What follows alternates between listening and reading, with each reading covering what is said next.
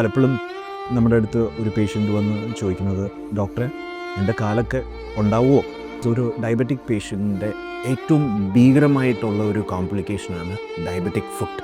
പ്രമേഹ രോഗികൾക്ക് അറിയേണ്ട ഒരു ഇമ്പോർട്ടൻ്റ് ഒരു ഡിസ്റ്റിങ്ഷൻ അല്ലെങ്കിൽ ഒരു വ്യത്യാസം, ഒരു ഡയബറ്റിക് ഫുട്വെയറും ഒരു സാധാരണ ഫുട്വെയറും തമ്മിൽ എന്താണ് വ്യത്യാസം?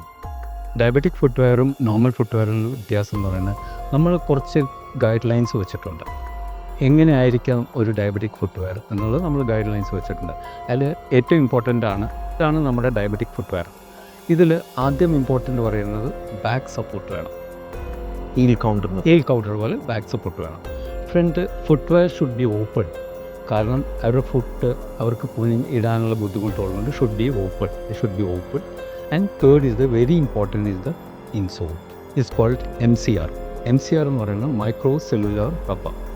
ഇൻ ഇന്ത്യ അല്ലെങ്കിൽ ഇൻ ദ വേൾഡിൽ ഇതിന് മാത്രമേ ഉള്ളൂ റീബൗണ്ട് പ്രഷർ കിട്ടാനുള്ള ടെൻഡൻസി.